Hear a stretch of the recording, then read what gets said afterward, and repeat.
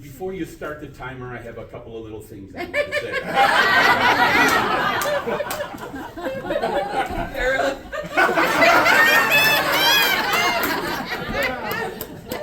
That was the wrap it up side. First of all, let's hear it for these fine storytellers tonight.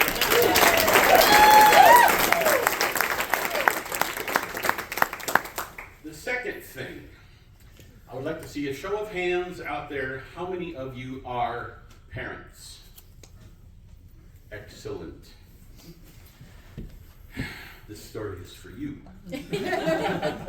And the third thing is, Narky, I will never forgive you for making me go last.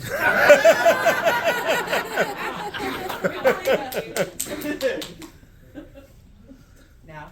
Yeah. All right.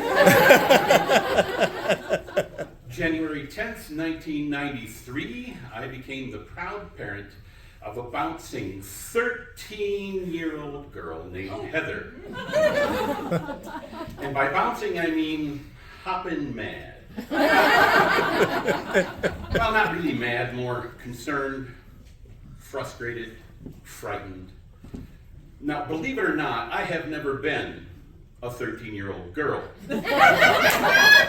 But from the people that I've spoken with who have either are or have been 13-year-old girls, I'm led to believe that 13 is not the most settled time in a girl's life. Apparently they have stuff going on. Who knew? As you may have guessed, I married Heather's mother. But to look at it from Heather's point of view, she's 13. She's trying to figure out how to make it through middle school. She's trying to determine who she's going to become. And then this weird guy moves into the house and takes up a lot of her mother's time and her mother's attention and most of the living space. Now, those of you who may have found yourself in a similar step-parent situation, there is a certain phrase you may have heard. You're not my dad. Now, to be fair, I did not hear it all that often. But my answer to that was no, I'm not. But I am the man that's married to your mother. I am the man that's living in this house. And we're going to have to make the best of it because I don't have any plans on leaving anytime soon. Now let me tell you a little bit about Heather. Heather was wonderful. She was smart. She never gave less than her best effort, worked really hard through middle school, high school, and college. She never got a grade less than an A in any class ever. That's how hard she worked. But when she was 13, she was like every other 13-year-old on the planet. Her idea of how the world was supposed to work was not really how the world works. Way more often than "you're not my dad," what I heard was, "That's not fair." My answer to that was always the same. Nope, it's not. Life seldom is.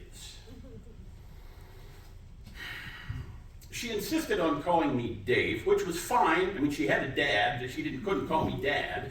She insisted on calling me Dave, and that was fine because that's what my dad called me most of the time. Now, the first couple of years was like the first couple of rounds of a boxing match. You know, each combatant trying to figure out where the other one's weak point was. You know, but I had the advantage because I had her mother in my corner. I was also at a disadvantage because I really liked the kid and I wanted her to like me. And I think the light finally turned on in her head one day when she and her mom were having an argument and I sided with her. Not because I was sucking up, but because I thought she was right. And I think at that point she finally decided, you know, maybe this guy's not all that bad. But that didn't make us best friends right away. I mean, I was still a parent figure. I was still an embarrassment. I mean, my God, I worked in the wastewater treatment industry. So when her school friends would say, "Oh, what does your new stepdad do?" You know, let's just say she was less proud of my profession than I was. And I didn't find out about this until years later, but apparently being dropped off at school by a guy who drives a pickup truck with a bumper sticker that says, "I'm happier than a carp in a septic tank." Apparently that's traumatic.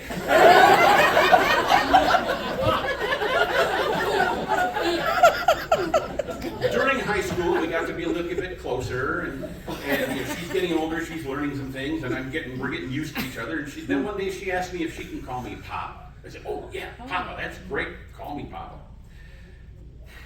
And she gets out of high school, she goes to college, and she chooses UGA, and I'm working here in town, so sometimes we ride together. One day we were riding along, and she looks at me and she says, "If I ask you a question, will you give me an honest answer?" I said, "Absolutely." She said, "How could you have possibly married a woman with a 13-year-old daughter?" I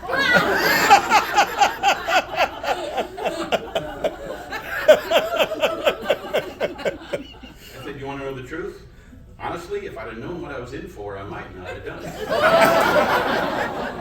She said, "I want you to know you were a 13-year-old's nightmare." I said, "I still am. You're just not 13 anymore."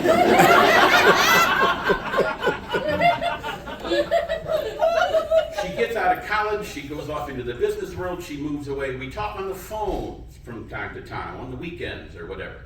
And lots of times she would ask to speak with me instead of her mother, because she ran across something as a new supervisor. Maybe that was something I ran into in my job. We talked about work.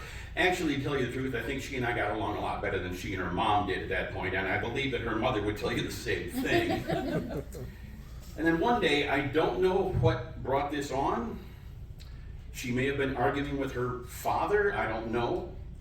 But one day on the phone, she asked me if, when she got married, I would be willing to walk her down the aisle. Oh. I immediately said, "Absolutely."